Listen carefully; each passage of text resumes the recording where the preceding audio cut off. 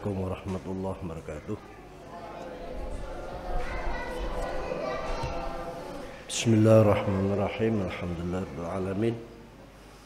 Wassalatu wassalamu ala asyrafil anbiya'il mursalin sayyidina Muhammadin khalil.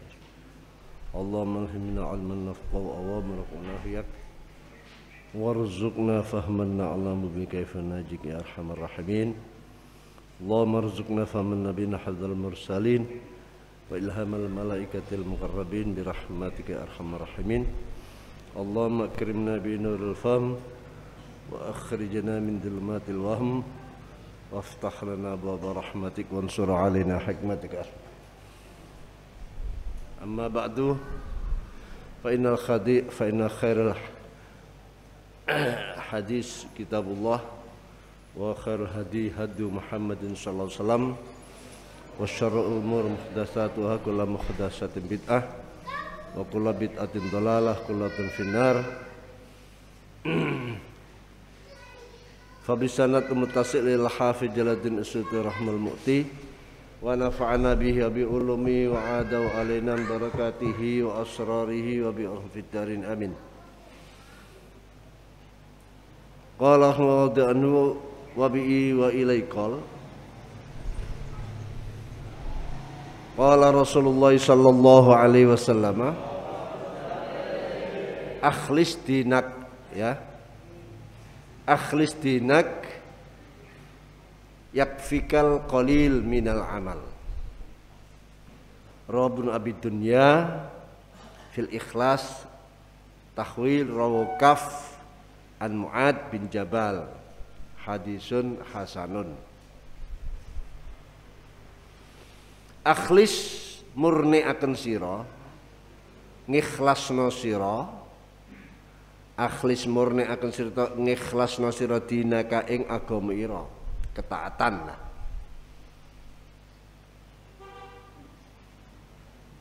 Dinaka ing ketaatan ira dalam ayat surat Az-Zumar ayat 33, ala lillahi dinul khalis. Ingatlah hanya bagi Allah ketaatan yang murni atau ibadah yang murni. Jadi din itu bisa diartikan ibadah, bisa diartikan taat, atau bisa diartikan pembalasan. Maliki yaumiddin, hari pembalasan.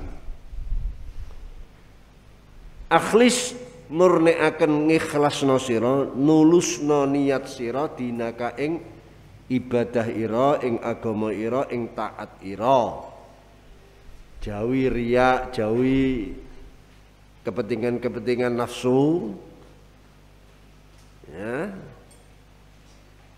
Pusatkan perhatian, konsentrasikan pikiran hanya untuk sowan ke hadapan Allah, ke hadratillah.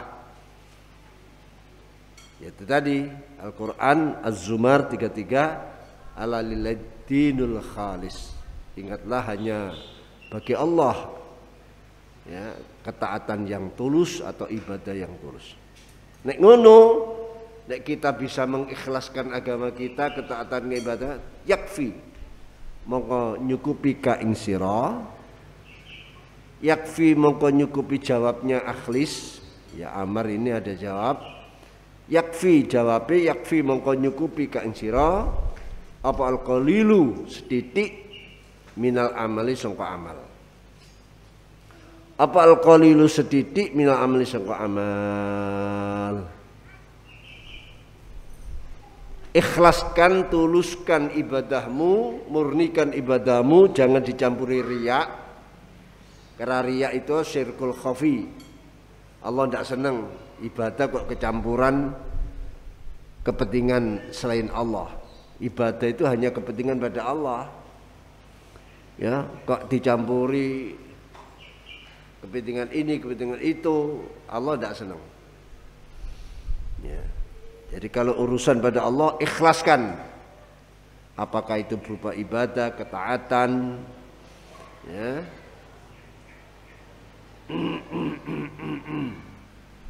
amal.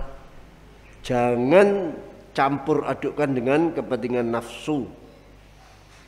Bersihkan dulu. Saya mau ibadah, saya mau ngaji. Apa keperluan kepentingannya? Hanya karena ikhlas untuk memakmurkan, menghidup-hidupkan agama Allah. Atau ngaji itu sebagai bentuk taat.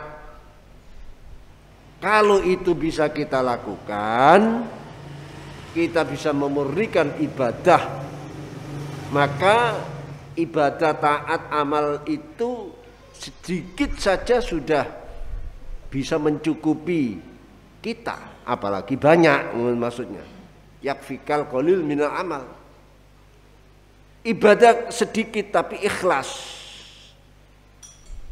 ini sudah cukup menolak siksa, mengisi catatan-catatan buku amal. Pasti ada itu, kalau ikhlas pasti tercatat.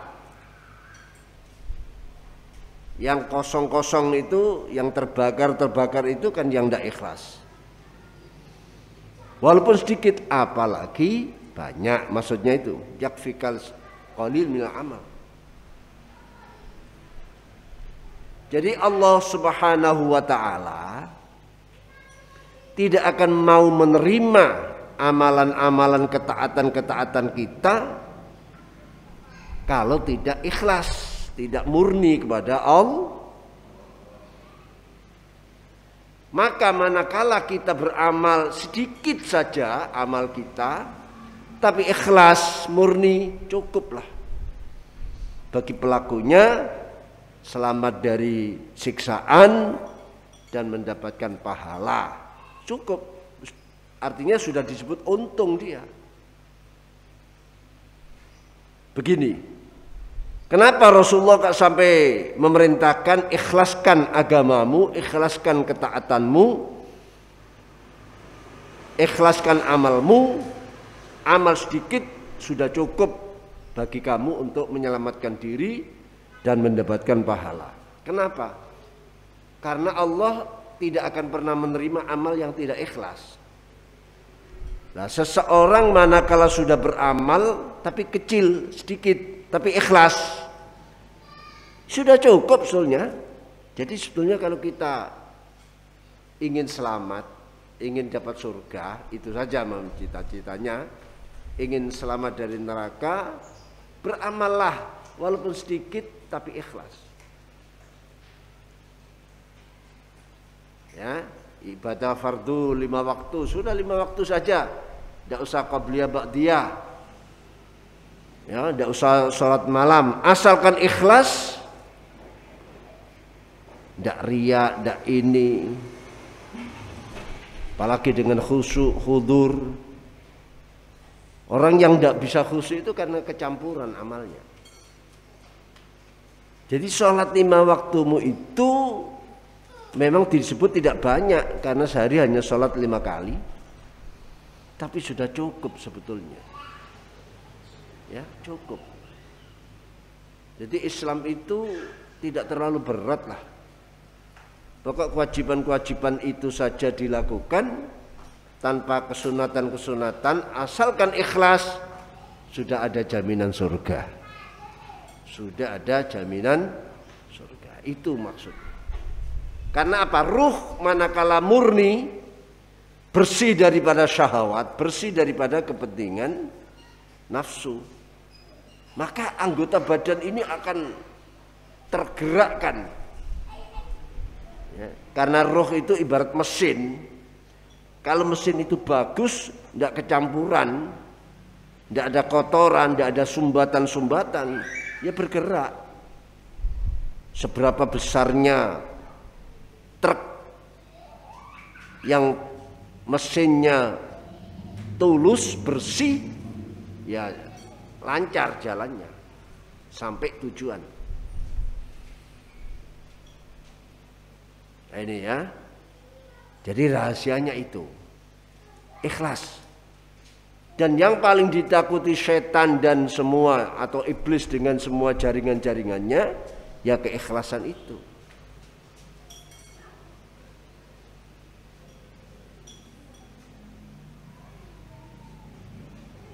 keikhlasan itu.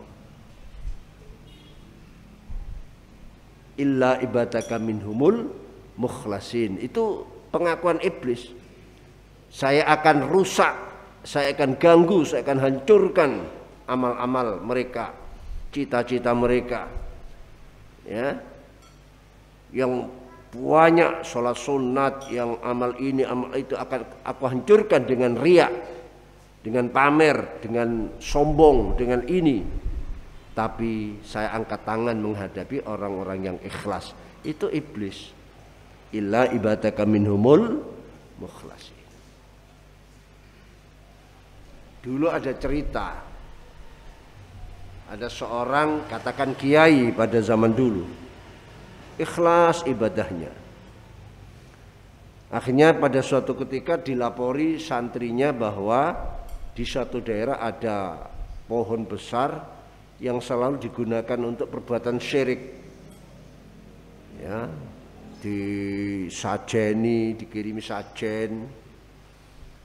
Apalagi kalau malam Jumat itu wah banyak makanan-makanan di situ. Apa sajalah.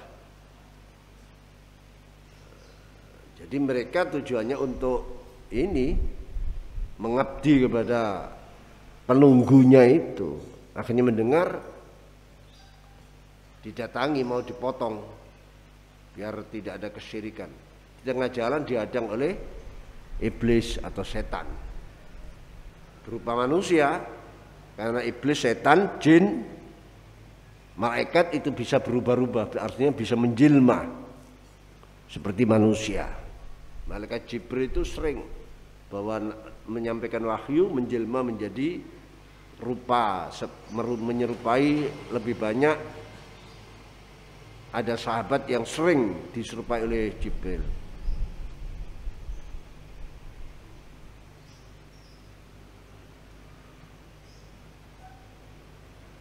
Akhirnya dihadang, disuruh kembali, tidak mau.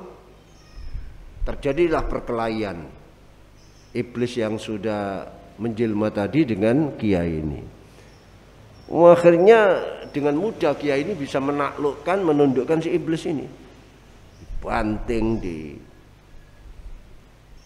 KO ya, sudah. Akhirnya si setan ini mengeluarkan jurus mautnya. Kiai, sudahlah kiai, tidak usah repot-repot. Kiai duduk saja di pondok. Nanti apa kebutuhan kiai saya jamin.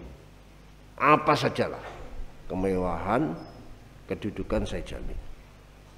Tertarik kiainya. Akhirnya kembali tidak jadi memotong. Nah, iblis, setan ya penuh tipu daya. Ucapannya selalu mengandung intrik-intrik penipuan. Setelah beberapa bulan, beberapa tahun, tiba-tiba jaminan-jaminan itu berhenti. Biasanya apa saja kebutuhannya dijamin, kepentingannya dijamin. Tiba-tiba berhenti, marah. Sudah kalau begini dia nipu saya. Orang itu belum tahu kalau iblis. Saya sekarang akan saya potong sungguhan itu, pohon itu. Pohon itu akan saya potong. Berangkatlah dengan membawa peralatan. Dihadang lagi oleh iblis yang menjelma seperti manusia. Kiai mau kemana? Ini saya motong tempat-tempat penyebab orang melakukan kesyirikan, dosa. Jangan macam-macam kiai. Kalau kiai maksa lewati dulu mayat saya. Kamu melawan. Dulu saya tidak hadang seperti ini, dengan mudah aku kalahkan. Kamu sekarang mau melawan. Iya kiai. Kalau kiai mau melanjutkan, lewati dulu mayat saya. Sudah berkelahi. Lu aneh, perkelahian yang kedua ini kiainya yang KO. Kiainya yang KO. Ya, dibanting waduh sudah KO. Akhirnya heran kiai, kenapa ya? Kemarin dengan mudah saya mengalahkan orang-orang seperti ini. Kok sekarang saya baliknya, saya yang kalah. Bukan karena kepandaiannya yang kalah, enggak. Ya, justru kesaktian kiai ini, katakanlah kalau itu kesaktian, tidak keluar semua. Jadi mudah dilumpuhkan. Akhirnya si penghadang ini bilang, Kiai, saya ini iblis atau jaringan-jaringannya. Ya, saya ceritakan dulu Kiai bisa mengalahkan saya dengan mudah karena Kiai ikhlas. Nawaitu memotong pohon agar tidak ada kesyirikan. Nah sekarang Kiai mau motongkan karena gara-gara bantuannya berhenti. Jadi motongnya motong yang tidak ikhlas, motong karena marah, motong karena bantuan berhenti, karena mangkal, karena apa? Nah, berarti Kiai sudah tidak ikhlas. Kalau tidak ikhlas saya mudah mengalahkan. Ini adalah bukti bahwa keikhlasan itu kuat sekali. Kuat sekali. Jadi iblis dengan semua jaringan-jaringannya ini tidak akan mampu menghadapi orang-orang yang Makanya hadis ini kan akhlis dinak ya yakfika al-qalil minal amal. Rawahu Ibnu Abi Dunya fil Ikhlas. Ibnu Abi Dunya meriwayatkan hadis ini dalam kitab Al-Ikhlas. Imam Hakim Imam Hakim juga meriwayatkan, bahkan Abu Nu'aim ya, Imam Hakim meriwayatkan ya, dalam kitab An-Nadr, juga Imam Abu Nu'aim dalam kitab Khilyah, dari semuanya dari sahabat Mu'ad bin Abi Jabal. Semua dari hadisnya sahih. Imam Hakim menyatakan hadis ini hadis yang sahih. Tapi ada yang menentang tidak sahih tapi hasan. Tapi hadis ini hadis yang hasan. Tapi yang jelas hadis ini memang dari segi isnadnya sahih. Lah, tapi pakar hadis seperti Imam Az-Zahabi termasuk orang yang menolak, menyatakan hadis sahih. Cukup hasan sajalah. Kalau melihat perawi-perawinya banyak, bukan hanya Ibnu Abi Dunya, Imam Hakim, tapi juga Ibnu Abi Hatim, Abu Nu'aim, ya, lalu Imam Baihaqi,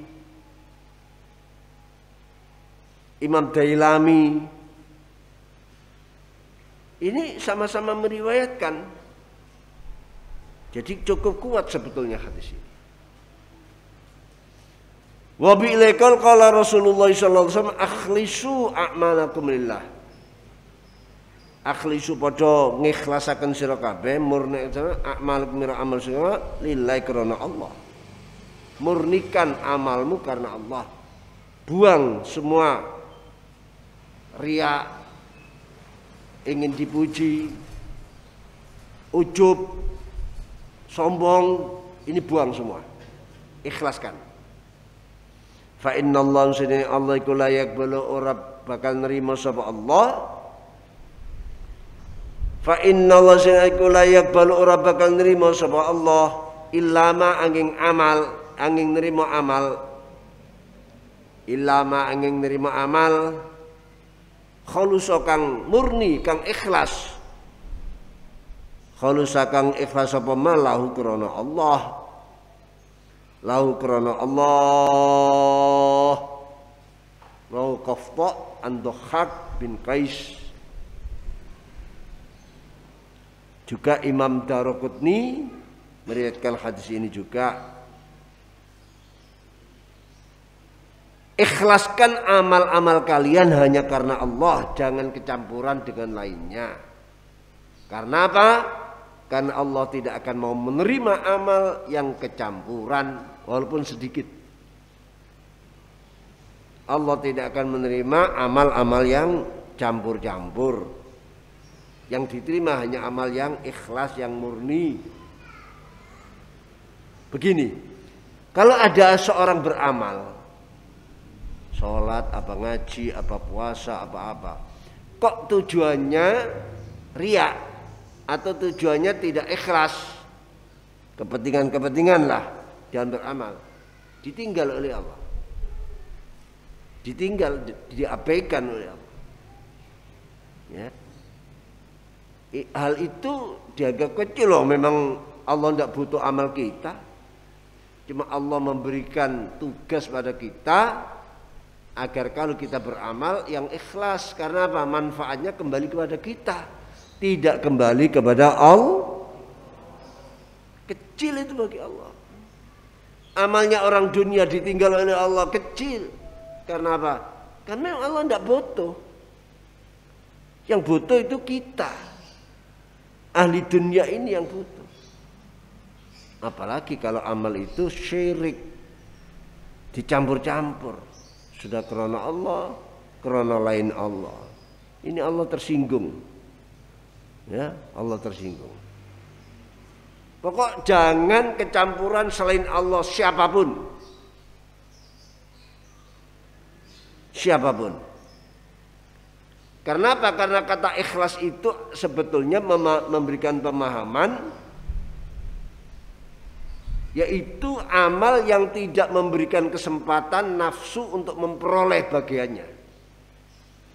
Amal yang tidak memberikan kesempatan pada nafsu untuk memperoleh bagiannya dengan segala keadaan apapun. Itu ada yang mengartikan ikhlas itu seperti itu, amal yang tidak memberikan kesempatan pada nafsu untuk ikut-ikutan. Ada lagi yang mengatakan ikhlas itu adalah beramal dan dia tidak menginginkan pahala, tidak menginginkan ijolannya, ganti amalnya. Itu ikhlas. Saya sholat, ya sudah sholat, tidak karena ingin dapat pahala masuk surga atau selamat dari neraka, kan enggak dia. Itu ada yang mengatakan itu. Ya sudah, amalkan sholat karena Allah, titik.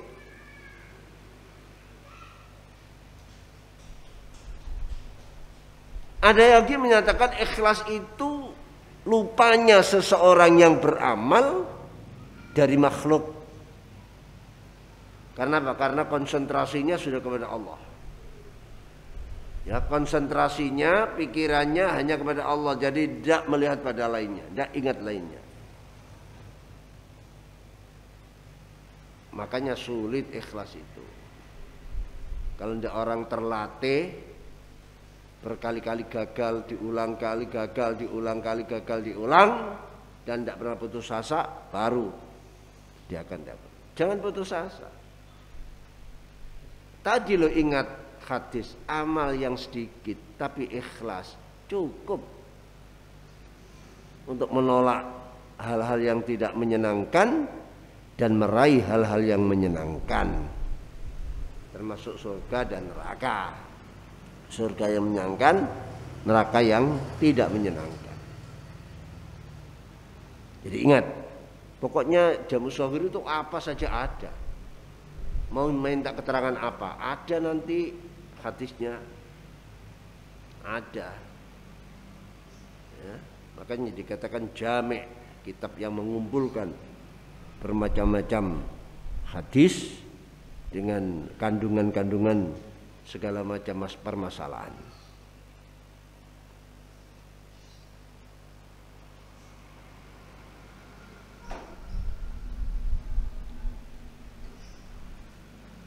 Imam Musannaf, Imam Suyuti tidak memasang derajat hadis ini.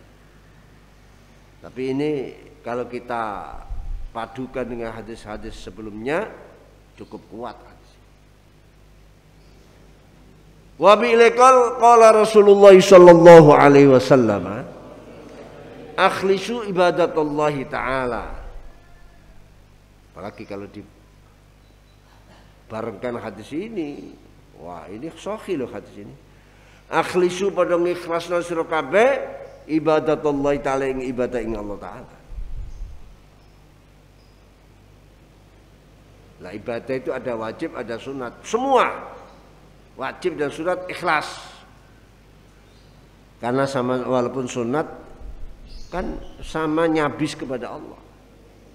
Kamu sholat wajib, nyabis kepada Allah. Sholat sunat juga nyabis kepada Allah. Kamu sholat wajib, sowan pada Allah, mertamu pada Allah, munajat pada Allah. Sunat pun namanya tak mertamu, sowan, munajat. Apa bedanya?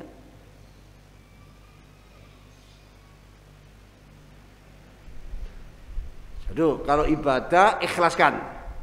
Wa aqimu khamsakum wa aqimu lan jumenengan sira kabeh khamsakum ing salat 5 waktu sira kabeh. Wa aqimu lan padha jumenengan sira kabeh khamsakum ing salat 5 sira kabeh untuk urusan salat 5 waktu dawuhnya aqimu. Aqimu atau iqamatus shalah adalah mendatangi salat dengan cara-cara yang syar'i. Baik waktunya, bersucinya, bacaan sholatnya, zikir-zikirnya, rukun-rukunnya, kekhusyuannya, menghadapnya, perhatian kepada Allah. Ini namanya iqamus sholat. Jadi tidak gampang. Aqimus sholat itu tidak sekadar orang sholat, tapi iqamus sholat atau aqimus sholat itu orang yang sholat dengan mengerahkan segenap kemampuannya untuk tulus dan waktunya bagus, kesuciannya juga terjamin, betul-betul suci, bacaannya bacaan yang bertajwid, zikirnya, rukunnya ya terjaga, dan kekhusyuannya. Dan orang sholat itu sama dengan sowan. Jadi dia betul-betul menghadap kepada Allah. Itulah arti dari aqimus sholah atau iqamus sholah. Kalau sholat tidak khusyuk, sekadar ala kadarnya, tapi fikih menganggap sah, yaitu bukan iqamus sholah, tapi fi'lus sholah. Fi'lus sholah. Ya mungkin bisa gugur kewajiban. Artinya dia tidak disiksa karena meninggalkan sholat, karena dia sudah sholat. Tapi sholat ini sholat yang tidak ada gunanya dalam hal kepentingan-kepentingan untuk akhirat.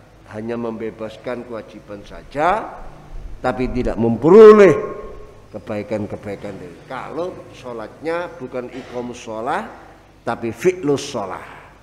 Fi'lus sholah itu ya mulai takbir sudah tidak ingat Allah, ingat lainnya. Dia suci, wudu, pakaian nutup aurat, iya, tapi itu tadi, ya nutupnya tidak nutup syar'i, gitu. Sesucinya tidak sesuci syar'i, walaupun sah menurut fikih misalnya. Jadi itu arti iqamus sholat. Jadi tinggi iqamus sholat.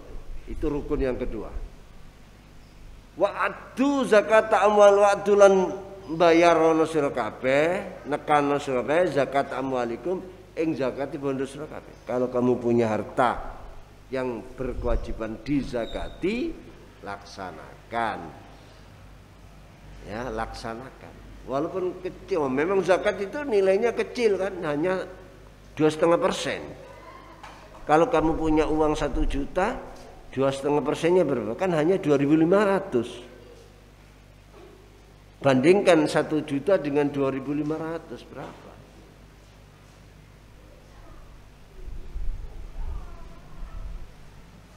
Ya, itu 2,5%. Tapi kenapa sangat potensial dan sangat fundamental untuk dijadikan sebagai rukun Islam? Karena apa? Zakat itu amal yang luar biasa nilainya.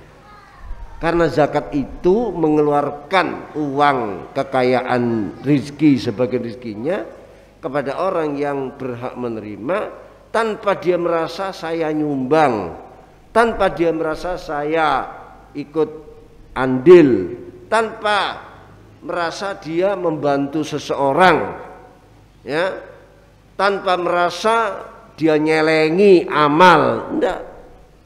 Justru dia mengeluarkan zakatnya itu merasa ini milikmu.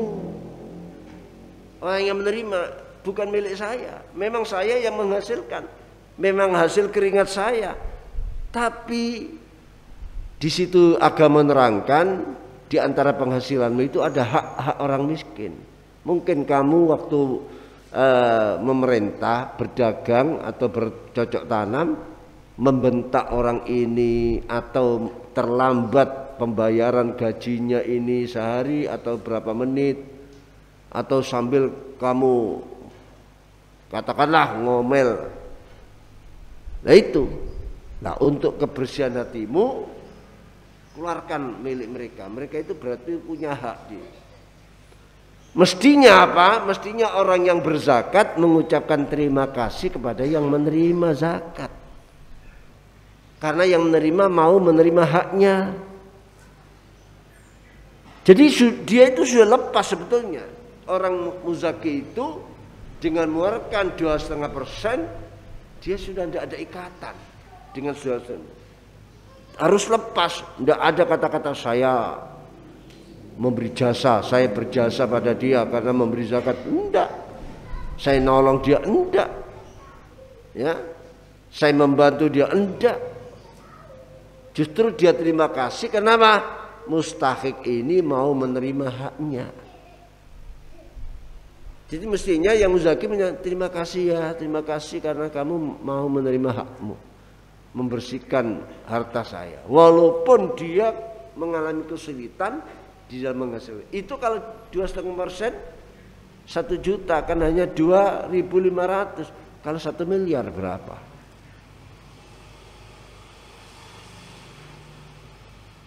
Eh, 2,5% kalau 100, 2.500 rupiah kan? Kalau 100, kalau 1 juta berarti berapa? 250 ya. 250 kalau 1 miliar berapa? 25. Kalau sudah 1 miliar kok ngetokno duit 25, abot enggak? 1 miliar mengeluarkan uang 25 juta, berat apa enggak? Berat. Tapi justru dia mengucap terima kasih, ini bukan hak saya, ini hakmu. Saya tidak merasa memberi jasa padamu, tidak merasa menolong kamu, tidak berarti saya nyelengi atau sedang investasi akhirat, enggak. Itu sebenarnya yang terkandung dalam wa'atuz zakah, ya, tunaikan zakat. Makanya menjadi salah satu rukun Islam. Kalau kecil orang tidak ingat-ingat, tapi kalau jutaan, apalagi triliunan uangnya, bisa miliaran itu yang dikeluarkan. Wah, saya memeras keringat membanting tulang sampai dibalik-balik. Saya memeras tulang membanting keringat, saking nemennya kok tiba-tiba diperintah mengeluarkan 25 juta sampai berapa, 250 juta, karena uangnya triliunan misalnya. Ini abot, ini berat. Itu ya, wa'atu zakat amwalikum. Kata-kata adu itu membayarkan, menunaikan, bukan diminta, dia yang menyerahkan. Taibatan hale, seneng biha kelawan zakat amwalikum apa anfusukum, ati ira kabeh. Di saat kamu mengeluarkan 25 juta, hatimu itu loh dengan senang hati, bukan mikir-mikir eman dan sebagainya. Taibatan hale, seneng biha kelawan zakata amwalikum apa anfusukum, ati ira kabeh. Wasumu lan poso sira kabeh syahrakum ing bulan sira kabeh. Apa bulan sira kabeh? Bulan suci Ramadan. Kalau datang bulan suci Ramadan, puasalah. Nah ini juga kandungannya luar biasa. Ya. Karena puasa ini Allah sendiri yang akan membalas. Wa ana ajzibih, saking besarnya. Kenapa? Puasa itu menekan, menahan kesenangan. Padahal dia punya, miliknya. Jangan sentuh itu walaupun itu milikmu. Berat di hadapan ada milik yang menyenangkan, tapi agama melarang menyentuhnya. Berat. Lebih baik tidak ada sama sekali. Dia tidak ingat-ingat. Kamu dilarang menyentuh, ya memang tidak ada, tidak masalah. Tapi kamu dilarang, kamu dia menyentuh ini ada di hadapannya. Baunya, daya tariknya, ya, wah, seleranya kuat, kok tidak boleh? Wah ini berat. Ya, kenapa? Karena semua itu karena Allah, bukan karena dijaga oleh hansip, oleh banser, oleh tapi walaupun dia sendiri tetap puasa. Kenapa? Karena kontrolnya hanya pada Allah. Wa hujjulan pada haji surakan baitakum ing Baitullah Ka'bah, jangan yang lainnya. Ya. Haji hanya bisa dilakukan pada Baitullah, dan itu tanggal bulannya sudah ditentukan. Jadi seseorang tidak bisa haji 2 kali, tidak bisa. Kalau umroh silakan berkali-kali. Dalam 1 tahun seseorang tidak bisa haji 2 kali. Hajinya ya sekali itu. Karena apa?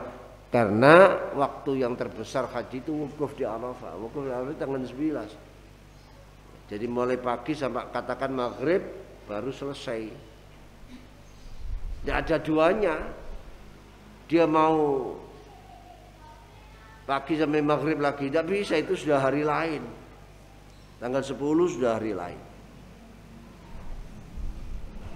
Dan di sana itu kita melepaskan semua atribut-atribut duniawi kita. Saat haji loh ya. Orang kalau sudah niat nawaitul hajja, orang ini nawaitul hajja akhramtu bihi, dilarang sudah pakai pakaian, pakai ini minyak wangi, dilarang semua walaupun itu miliknya. Ya, padahal pakaian, songkok, sepatu, tas yang melekat itu, atau katakan hiasan-hiasan, ya, seperti pewangi, dan itu kebanggaan. Justru dia akan disenangi orang, dianggap berwibawa kalau punya pakaian seperti ini. Lu dulu suruh melepas, tidak boleh sekarang pakaian yang berjahit, pakaiannya harus pakaian yang mulus, tidak berjahit, katakan. Nah, pakaian tidak berjahit itu apa nilainya? Nilai itu pada kalau sudah pakaian ini dibentuk, ya, digambar, dibentuk, dan dia menganggap pantas, itu baru, itu dilarang. Dan itu bisa berjam-jam, bahkan bisa berhari-hari. Sampai mangkas kuku saja dilarang. Membunuh binatang, ya, kutu atau apa itu juga dilarang. Artinya apa? Di saat itu dia diperintah agar dia menganggap dirinya sama dengan alam sekitarnya, tidak ada gangguan. Rumput tidak boleh diganggu. Karena apa? Karena dia sudah menganggap sama dengan alam sekitar. Bisa kita seperti itu. Kalau ini bisa luar biasa. Makanya pembalasan haji yang mabrur tidak ada yang pantas kecuali surga. Al-hajjul mabrur laisa lahu jazaa'il. Kenapa? Karena amal-amal haji dilakukan di tempat yang persis, di tempat sejak Nabiullah Adam alaihissalam dan Rasulullah dan nabi-nabi Rasul yang lain sampai kanjeng Nabi alaihissalatu wassalam melakukan haji di tempat yang sama persis di situ. Kalau sholat kamu bisa melakukan di mana saja, di rumah, di masjid, di toko, bahkan di pasar. Pokoknya suci, menghadap kiblat, tutup aurat, punya wudhu, selesai. Dimanapun. Puasa pun kamu bisa melakukan di mana saja, di Surabaya, di Banyuwangi, di mana. Kebetulan kamu sedang bepergian dan itu bulan suci Ramadan, boleh. Bahkan di luar negeri kamu puasa, silakan. Syahadat bisa kamu lakukan di mana saja. Syahadat, puasa, sholat, lalu zakat. Zakat ini memang ada perbedaan, tapi pada umumnya boleh. Orangnya di Surabaya zakatnya di luar atau dikirimkan keluar, ada yang mengatakan boleh. Tapi Imam Syafi'i, di mana kamu berada, ya, di saat katakan mukim di mana, kebanyakan kamu di mana, ya keluarkan di situ. Karena apa? Orang fakir miskin sudah mengenali kamu kalau kamu ini hidupnya di sini.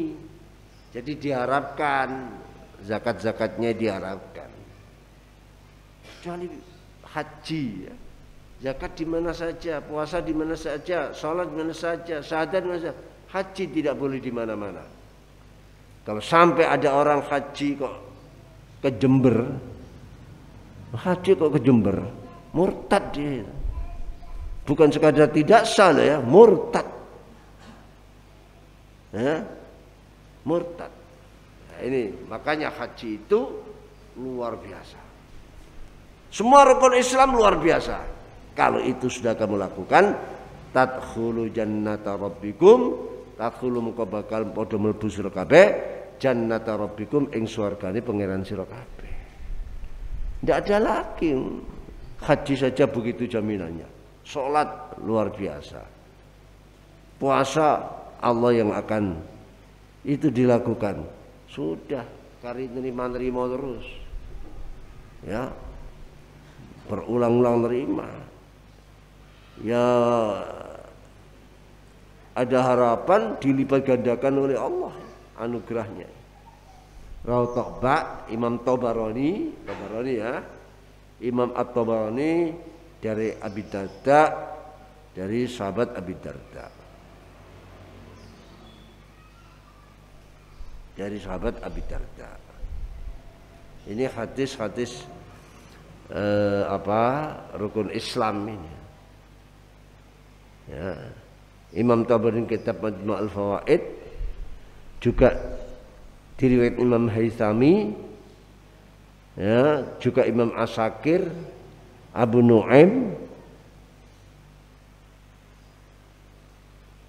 Ini yang meriwayatkan hadis ini.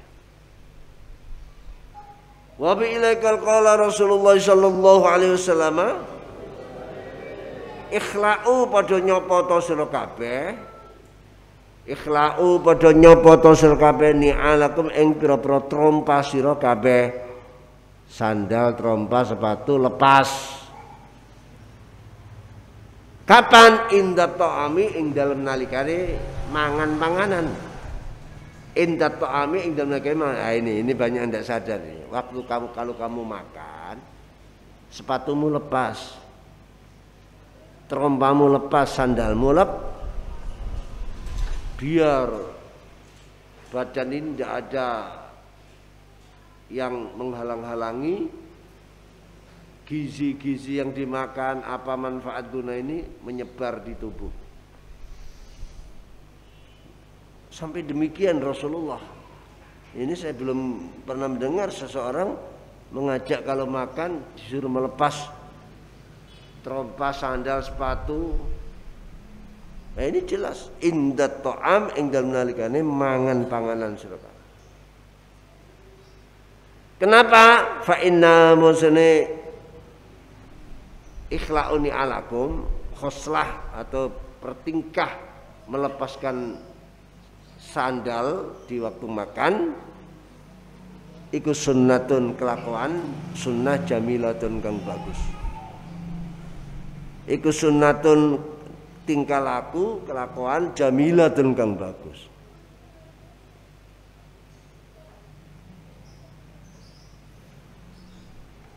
Tapi ada mengecualikan selain khuf. Khuf itu muja. Muja itu seperti sepatu yang menutup mata kaki tapi dari kulit yang lemes. Jadi biasanya orang sholat tetap pakai muja. Kaos kaki tapi dari kulit.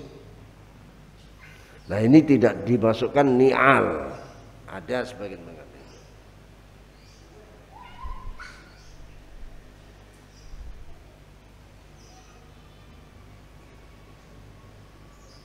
Jadi lepaskan trompa-trompa sandal-sandal kalian di saat kamu makan. Yaitu tadi dalam tubuh tidak ada tekanan. Kalau orang pakai sandal kan tertekan itu. Kelancaran-kelancaran darah atau apa itu tertekan. Kalau tidak ada tekanan normal bagus hasilnya.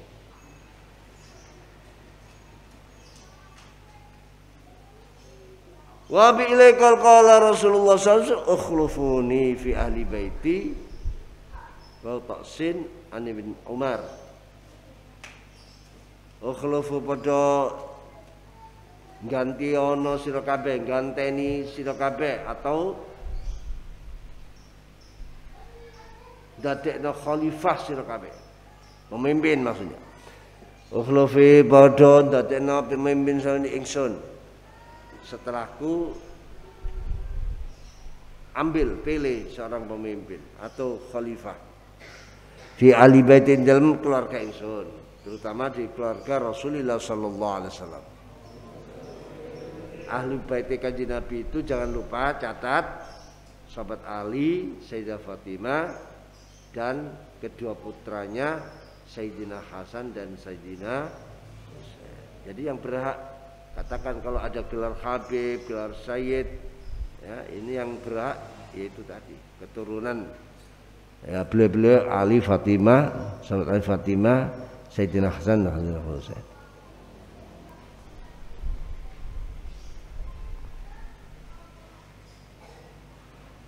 Mereka itu orang istimewa. Karena istimewanya sampai tidak boleh mendapat zakat. Karena zakat itu kotoran, poloan, bekas-bekas sisa, katakan kotorannya seseorang. Orang diibaratkan mandi, air yang menetes itulah zakat. Nah, eman-eman kalau sahabat begitu makomnya, kemuliaannya kok diberi makan, diberi minum dari harta koloan itu. Makanya diharamkan. Nah bagiannya apa? Ya dari ghanimah. Dari apa? Itu dulu. Sekarang ghanimah hampir tidak ada. Perang hampir tidak ada. Lalu gimana dzurriyyat atau yang disebut ahli bait ini mendapatkan tunjangan? Mestinya pemerintah cerdas. Tapi sayang karena pemerintah Indonesia bukan pemerintah Islam, tidak ada itu semua. Tapi umat Islam kan perlu mencoba untuk mencarikan jalan keluarnya, solusinya. Bisa kan Mesir dulu itu dana wakafnya mampu untuk membantu memberi nafkah ulama-ulama Mesir dan santri-santri yang mukim yang belajar di Al-Azhar sana. Itu karena pada dana wakaf ini dikembangkan menjadi kaya raya. Jadi sehingga kalau mengadakan apa, acara apa, panitia apa, hafal apa, sudah tidak perlu pakai proposal. Karena mampu didanai sendiri. Mendanai dirinya sendiri. Kalau orang masih sedang proposal akan diatur, dipimpin orang yang memberi proposal. Harus nurut. Tapi kalau tidak bebas. Nah ini harus dipikirkan. Bagaimana bisa melahirkan, menciptakan dana abadi bagi umat untuk kepentingan ulamanya, santrinya yang semangat-semangat ngaji pondok itu bila perlu dibantu. Yang jelas ini perintah akhlufuni fi ali baiti, Rasul perintah agar mereka orang menghormati, berbuat ihsan, ya, memohonkan ampunan, ya, kepada orang-orang yang menjadi dzurriyyat Rasulullah SAW, dari sahabat Ali, sahabat Fatimah, sahabat Hasan, sahabat Husain. Ini ya penting ini.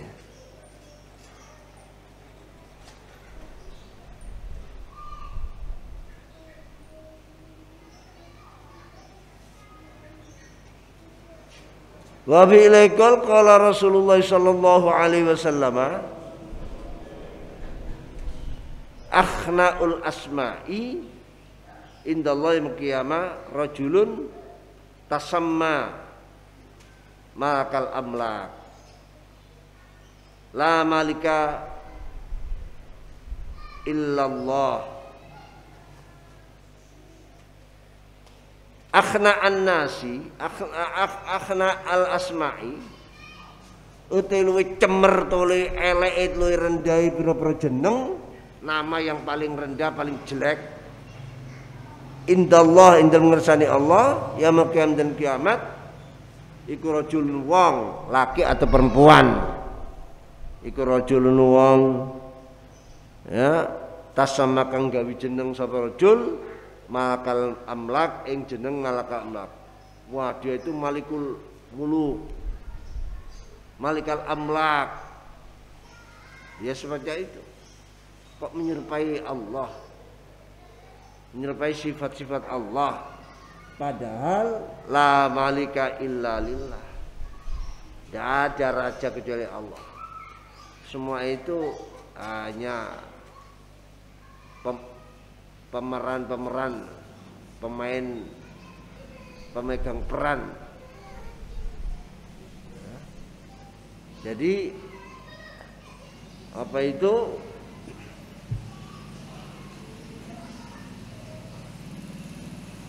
Gelar-gelar, nama-nama yang sepertinya mengarah kepada membandingi Allah, mengucilkan Allah harus diberantas, diganti dengan nama, termasuk Malikul Muluk, raja di raja,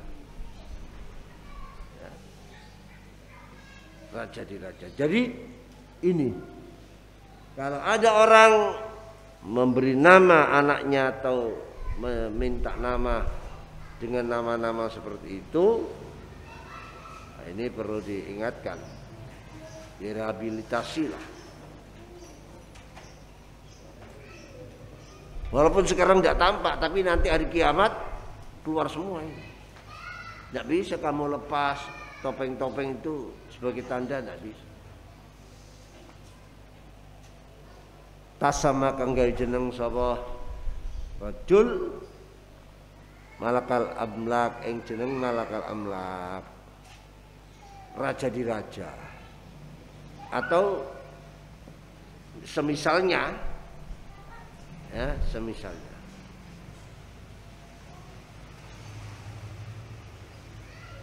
Semisalnya rata-rata wallahu a'lam subhanallahi bihamdika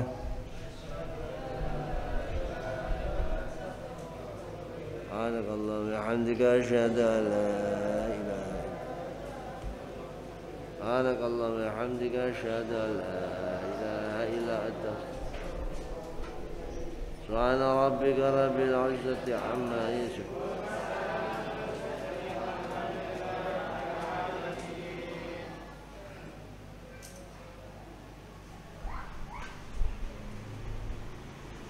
Ya Rabbana tarafna bi annana annana asrafna ala ma asrafna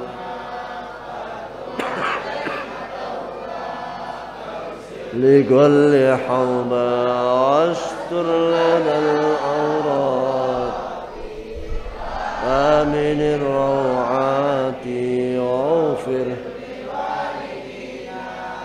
ربي ومولدينا والآل والإخوان وسائر الخلان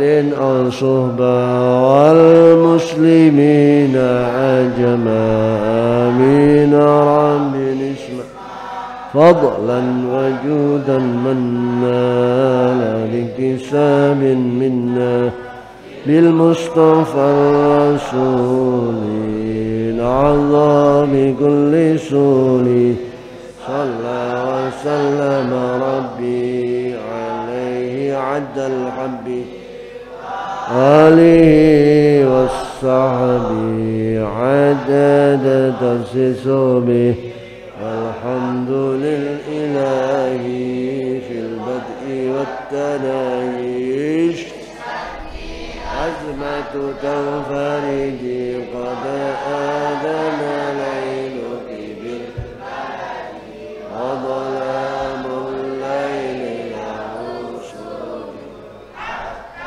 يغشى أبو السود نحن بالله عزنا والحبيب بما عز نصرنا لا بجاه ومن كل من رمض لنا من غريب سيفنا في قلوبنا حسبنا الله. السلام عليكم ورحمة الله وبركاته.